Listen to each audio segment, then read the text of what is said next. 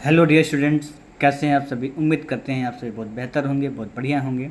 आज हम class 10th की एक पोइट्री जिसे लिखा है रॉबर्ट फ्रॉस्ट ने, डस्ट ऑफ स्नो, पढ़ने वाले हैं, समझने वाले हैं। लेकिन उससे पहले मैं आपको कुछ दो लाइनें सुना देना चाहता हूँ कि रात के दरिया का किनारा भी आएगा, कि रात के दरिया का किनारा भी आएगा, वक्त का क्या है हमारा भी आएगा। तो let's start our class. Dust of snow यानी बर्फ़ के कण। डस्ट मीन्स होता है धूल, स्नो मतलब होता है बर्फ़। यानी यहाँ पे बर्फ़ के धूल से मतलब है, यानी कि बर्फ़ का धूल तो होगा नहीं डियर, उसके छोटे छोटे पार्टिकल्स यानी सम पार्टिकल्स ऑफ या स्मॉल पार्टिकल्स ऑफ स्नो यानी बर्फ़ के छोटे छोटे कण। रॉबर्ट फ्रॉस्ट बताते हैं कि ये पोएम बेस्ड किस पर है। ये पोएम बेस्ड है निगेटिविटी पर।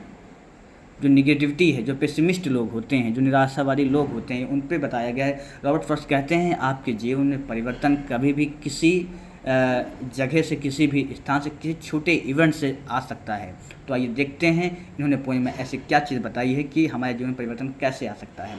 यानी कि रॉबर्ट फ्रॉस्ट कहते हैं फर्स्ट लाइन में कि the way a crow, way means होता है तरीका, अ मीन्स होता है एक, क्रो मीन्स होता है कौवा। कौवा काला कलर का होता है। अच्छा, वे का मतलब रास्ता भी होता है, लेकिन यहाँ पे वे का जो यूज है, क्योंकि डिपेंड करता है कि सेंटेंस में किस तरह से वर्ड यूज हुआ है। यहाँ पे वे का मतलब तरीके से है। सुक डाउन मतलब होता है, सुक मीन्स होता है हिलाना, डाउन मीन्स नीचे हो सकता है। सुक डाउन का यहाँ पूरा मतलब माना जाएगा हिलाना डुलाना से।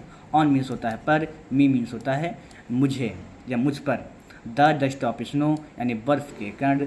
From a hemlock tree, from a hemlock tree, hemlock tree मतलब होता है धतूरे का पेड़ यानी पॉइजनस ट्री।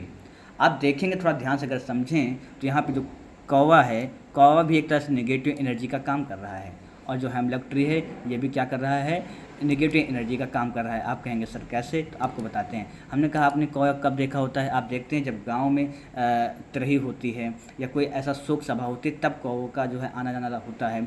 और हेमलॉक ट्री धतूरे का पेड़ होता है, जिसे धतूरे का पेड़ क्या होता है, जिसमें जो है पॉइजनस ट्री कहा जाता है, जो निगेटिव है हम लोगों के लिए। तो रॉबर्ट फ्रॉस्ट कहते हैं कि द वे क्रो, एक कौवा सुक down on me the dust of snow from a hemlock tree.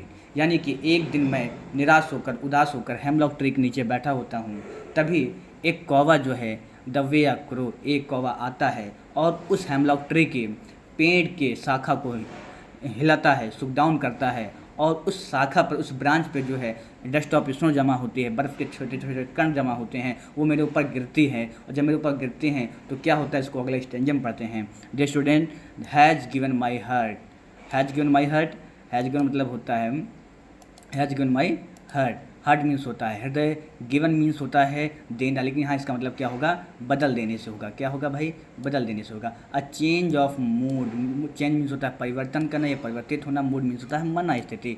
यानी कि रॉबर्ट फ्रॉस्ट कहते हैं कि जब वो बर्फ़ का कण मेरे ऊपर गिरा तो उसने मेरे हृदय की मन स्थिति को बदल दिया। एंड और सेव्ड मीन्स बचा लेना, सम मीन्स कुछ, पार्ट मीन्स भाग, ऑफ अ डे दिन का, और मैंने कुछ भाग दिन का बचा लिया है। आई हैड रीड जो बर्बाद होने वाला था।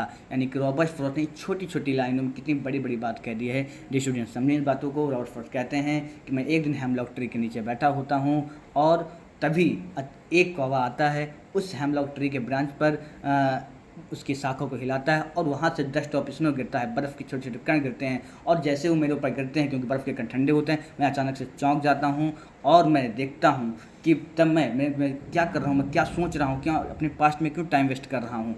और मेरे मन की जो, मेरे हृदय, my heart a change of mood, मेरे हृदय की मन स्थिति, मेरे मन के विचार बदल जाते हैं। और जो मैं पूरा दिन बर्बाद करने वाला होता हूँ सोच सोच कर, मैंने saved some part of a day, मैंने उस दिन के कुछ भाग को बचा लिया है। आई हैड रीड जो बर्बाद होने वाला था।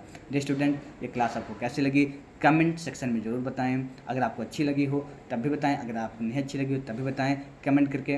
तो आज की क्लास यहीं तक, बहुत बहुत धन्यवाद।